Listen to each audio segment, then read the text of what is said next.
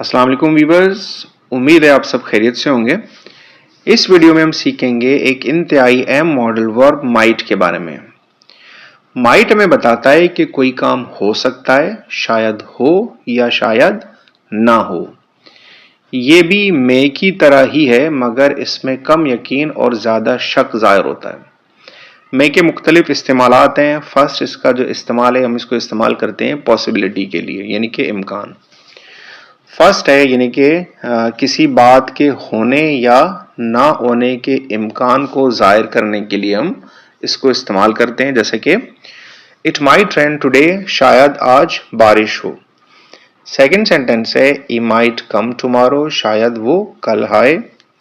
इसके अलावा हम इसको पास्ट पॉसिबिलिटी यानी कि माजी में जो इम्कान है इसके लिए भी इस्तेमाल करते हैं। मतलब माजी में किसी काम के होने या ना होने के इम्कान के लिए हम माइट हैव के साथ वर्ब की थर्ड फॉर्म इस्तेमाल करके इसको इस्तेमाल कर सकते हैं। मिसाल के तौर पर फर्स्ट सेंटेंस है she might have missed the bus, शायद वो बस मिस कर गई हो।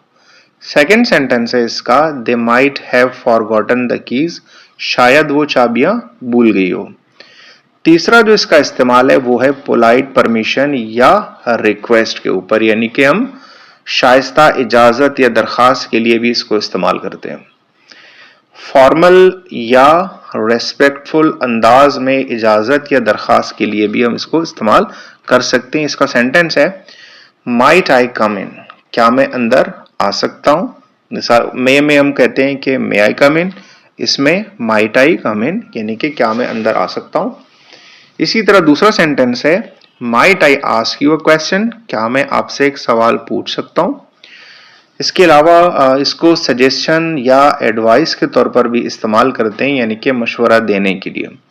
मतलब किसी को नरमी और अदब के साथ मशवरा देने के लिए हम माइट को इस्तेमाल करते हैं, जैसे कि यू माइट ट्राई अगेन, आप दोबारा कोशिश कर सकते हैं।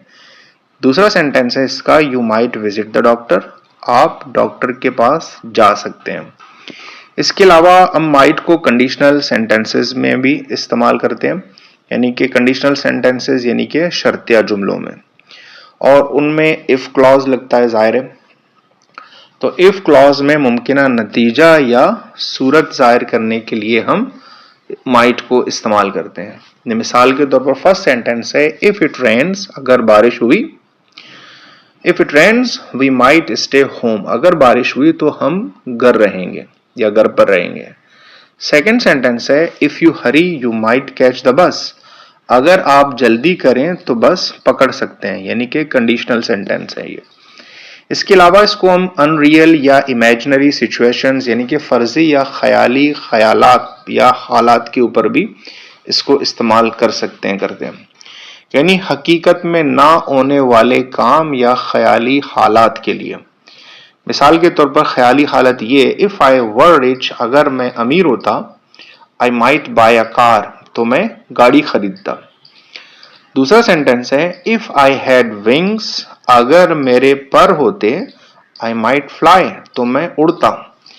सेवन सेंटेंस है इसको हम सेवेंथ इसका जो यूजेज है यानी कि हम इसको रिपोर्टेड या इनडायरेक्ट स्पीच में भी हम इस्तेमाल करते हैं। मिसाल के तौर पर किसी के बयान को इनडायरेक्ट स्पीच में उनके अल्फाज को मे को हम माइट में तब्दील करते हैं, तो हम वहां पर भी इसको इस्तेमाल करते हैं।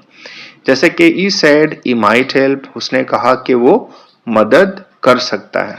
इसके अलावा सेकंड सेंटेंस है she said she might call me later, उसने कहा शायद वो बाद में मुझे फोन करें। तो नाजरीन, माइट की इस इंट्रोडक्टरी वीडियो के साथ हमने सीखा कि माइट क्या है, कहाँ और क्यों इस्तेमाल होता है, और उसकी तमाम इकसाम क्या है। हर किस्म के साथ दो दो मिसालें भी हमने देखी ताकि आसानी से समझ आ जाए। इंशाल्लाह हमारी अगली वीडियोस में हम माइट के हर इस्तेमाल की तफसील के साथ मज़ीद 10-10 जुमले भी देखेंगे। लिहाजा हमारे साथ रहिए और आने वाली वीडियोस मत भूलिए ताकि आप माइट के तमाम इस्तेमालात आसानी से सीख सकें। अगर आपको वीडियो पसंद आई हो तो वीडियो को लाइक करें, शेयर करें और चैनल को सब्सक्राइब करें। मिलते हैं अगली वीडियोस में, तब तक के लिए अल्लाह हाफिज़।